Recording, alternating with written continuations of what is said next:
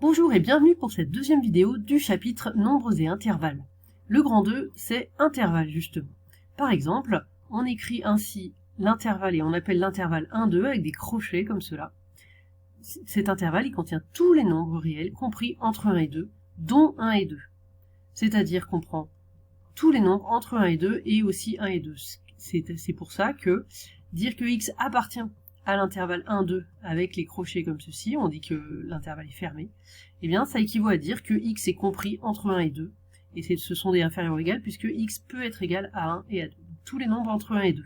On peut représenter cet intervalle sur une droite graduée, donc on a la graduation 0, 1, 2, et j'ai mis en rouge ici l'intervalle qui correspond, c'est-à-dire tous les nombres entre 1 et 2 avec les crochets exactement comme les crochets de l'intervalle, pour dire que 1 et 2 sont bien dedans. Alors maintenant, on va voir tous les types d'intervalles. Pour ça, vous allez recopier le tableau qui est dans le livre, page 72. Je l'ai remis ici. Donc la première ligne, c'est celle, comme l'exemple qu'on vient de voir avec x compris entre 1 et 2. Donc c'est x compris entre a et b. Dans le cas général, on met a et b. Ce qui veut dire que x, quand on représente comme ça, on a ab sur la droite graduée et on met l'intervalle en rouge avec les crochets comme ceci.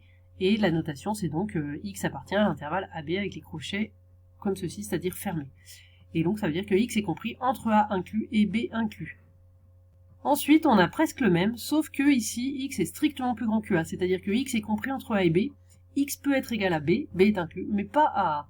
Alors ça, donc ça s'exprime comme ça, sous la forme d'inégalité, et comme pour l'intervalle, ce qu'on change, c'est simplement le crochet devant a, on met le crochet dans l'autre sens, vers l'extérieur. Et donc même chose pour la représentation graphique. On a la même chose avec x compris entre a et b, b exclu et a inclus, donc même chose. Là, le crochet pour a reste vers l'intérieur, fermé, et le crochet pour b est vers l'extérieur, donc ouvert. Et donc ça nous permet d'avoir cet intervalle-là.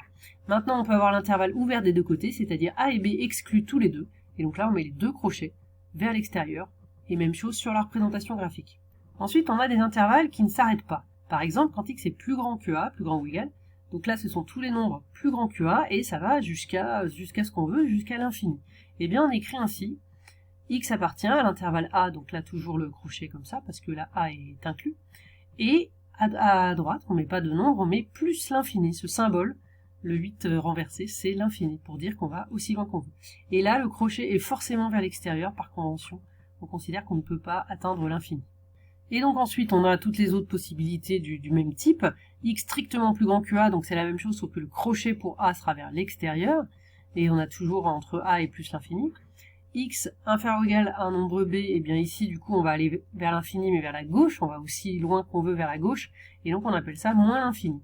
X est aussi petit qu'on veut, aussi grand dans les négatifs, si vous voulez. Et donc ça nous fait un intervalle comme ceci, moins l'infini b, avec toujours en l'infini l'intervalle il est vers l'extérieur, parce qu'on ne peut pas attendre plus l'infini ni moins l'infini. Voilà. Et quand x est strictement plus petit que b, bah là le crochet pour b est aussi vers l'extérieur.